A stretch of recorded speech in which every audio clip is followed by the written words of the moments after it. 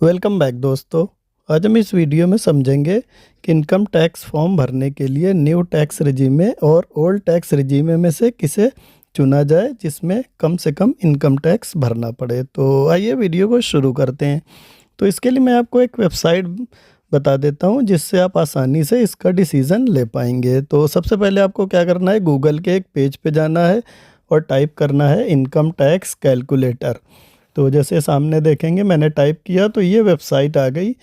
पहली आ गई income tax site और दूसरी आ गई क्लियर टैक्स। तो ये जो दूसरी वाली आ रही है क्लियर टैक्स .in, इस पे आपको क्लिक करना है। आपके सामने ये पेज आ जाएगा क्लियर टैक्स का, जिसमें देखेंगे बेसिक डिटेल में आ रहा है फाइनेंशियल ईयर और एज ग्रुप 0 से 60 वाला। तो ये भरा रहने देंगे एज इट इज़ और कंटिन्यू पे क्लिक कर देंगे। तो सबसे पहले जो आपके सामने ऑप्शन आएगा ये आपसे पूछेगा आपकी इनकम फ्रॉम सैलरी, यानी पूरे साल की आपकी टोटल इनकम क्या है। तो इसके लिए आप अपनी सैलरी स्लिप निकाल के पूरे साल की इनकम जोड़ लेंगे और यहाँ पे लिख देंगे। तो सबसे पहले बता देता हूँ कि 7 लाख तक वाले जो साथी हैं उनके पूरे साल की जो इनकम अगर 7 लाख बनती है तो उनको न्यू टैक्स रेजिमे से भर देना है और उनका इनकम टैक्स शून्य यानी 0 रहेगा। अब हम 8 लाख से शुरू करते हैं समझना। तो जैसे किसी साथी की पूरे साल की इनकम 8 लाख है तो यहाँ पे हम भर देते हैं 8 लाख।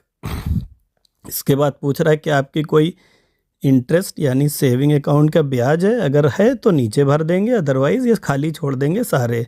और अगर नीचे आ जाएंगे कोई अदर इनकम है तो भर देंगे, नहीं तो जो कंटिन्यू का बटन आ रहा है उस पर क्लिक कर देंगे। अब इस पेज पे थोड़ा सा ऊपर आएंगे, ये पूछ रहा है आपकी बचत क्या है। तो जैसा कि हम जानते हैं कि 80C में हम 1.5 लाख तक की बचत कर सकते हैं। मान लिया मैंने कि ये साथी ने 1.5 लाख पूरी बचत कर ली है। अगर आपने कोई मेडिकल इंश्योरेंस ले रखा है तो 80D में डाल देंगे। एग्ज़ाम्पल के लिए मान लेते हैं कि 20,000 का मेरे पास मेडिकल इंश्योरेंस भी है।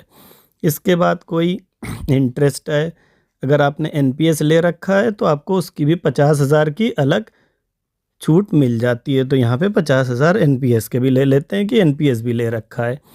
अब इसके बाद अब आप कोई और है, अगर आपके पास इंटरेस्ट का है मतलब डिपॉजिट का है या चैरिटी है कोई भी है तो भर देंगे, नहीं तो ये खाली छोड़ के नीचे कैलकुलेट पे आके क्लिक कर देंगे।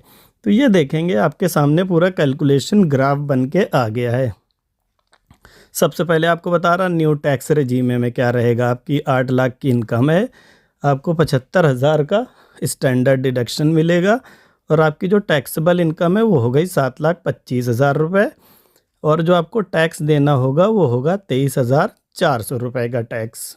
अब थोड़ा सा ऊपर वापस करेंगे और ये देखेंगे जो टैक्स ये ग्राफ आ रहा है इसी के ऊपर लिखा है न्यू टैक्स, इसके बगल में लिखा हुआ है न्यू टैक्स रेजिमे के बगल में ओल्ड टैक्स रेजिमे और रिकमेंडेड।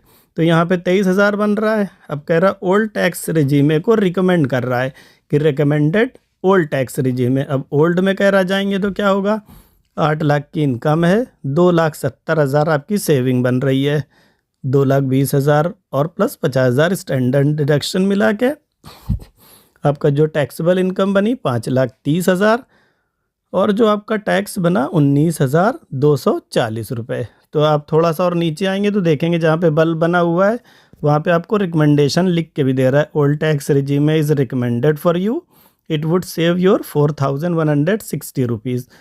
तो कह रहा है आप 4,160 रुपये की बचत करेंगे अगर आप ओल्ड टैक्स रेजिमे से भरते हैं। तो ये तो हो गया 8 लाख वाले साथियों के लिए और ये बचत देख के। अब मान लीजिए आपको लगता है कि 9 लाख वालों का भी देख लें, तो अब हम देखते हैं, फिर उसी पेज पे आ गए और 9 लाख में देख लेते हैं। फाइनेंशियल ईयर सेम रहने देंगे, एज भी सेम, कंटिन्यू कर दिया।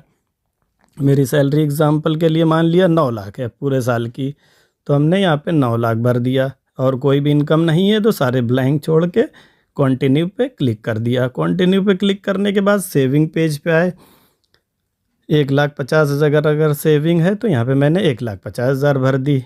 मेरे पास अगर मेडिकल इंश्योरेंस नहीं है अब की बार तो हमने मान लिया छोड़ दिया मेडिकल इंश्योरेंस। NPS ज़्यादातर साथियों का कटता है तो NPS के लिए फिर 50,000 अधिकतम यहाँ पे छूट आप ले सकते हैं 50,000 की, यहाँ ले लिया। इसके बाद और कुछ नहीं है, कैलकुलेट पे क्लिक कर दिया तो ये बता रहा है अभी रिकमेंडेड। देखिए समरी के नीचे लिखा हुआ है न्यू रेजीम में रिकमेंडेड, यानी अब रिकमेंड कर रहा है न्यू रेजीम में। 8 लाख वाले में कर रहा था ओल्ड के लिए, कह रहा न्यू में अगर जाते हैं तो 9 लाख में आपको 75,000 स्टैंडर्ड डिडक्शन हटा के आपकी टैक्सेबल इनकम होगी 825 और आपका टैक्स बनेगा 33,800 रुपये, 33,800। अब आप यहाँ पे न्यू रेजीम में रिकमेंडेड के बगल में ओल्ड रेजीम पे क्लिक करेंगे तो ओल्ड का कैलकुलेशन दिखाएगा 9 लाख, आपकी 2.5 लाख का कह रहा है आपका डिडक्शन हो गया, आपकी टैक्सेबल बनी 6,50,000 रुपये। तो जो टैक्स बना वो बना 44,200। फिर वही रिकमेंडेशन देखेंगे, बल्ब पे क्या लिख के आ रहा है, new tax regime is recommended for you, it would save your 10,400 rupees.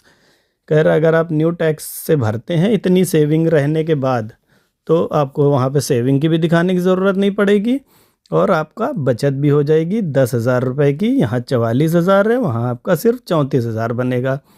तो ये है तरीका, आपको साइड बाय साइड ओल्ड और न्यू टैक्स दोनों देख सकते हैं। तो अपनी इनकम निकाल लीजिए, मानव संपदा से सैलरी स्लिप निकाल के उसका टोटल कर लीजिए, कोई और इनकम है उसे जोड़ के यहाँ इनकम डाल दें, अपनी सेविंग्स डाल दें और इस समरी से आप देख लें, यहाँ पर रिकमेंड आपको खुद कर देगा। न्यू टैक्स रेजिम में अगर रिकमेंडेड आ रहा है तो आप उसके हिसाब से भर दें, ओल्ड में आ रहा है तो उसके हिसाब से भर दें। तो इसी उम्मीद के साथ कि आप इस वेबसाइट की मदद से बहुत ही आसानी से ये डिसाइड कर पाएंगे कि कौन सा टैक्स रेजिम चुनने में फ़ायदा होगा। तो वीडियो अगर अच्छा लगा है तो इसे लाइक शेयर कर दें, चैनल को सब्सक्राइब कर दें। धन्यवाद।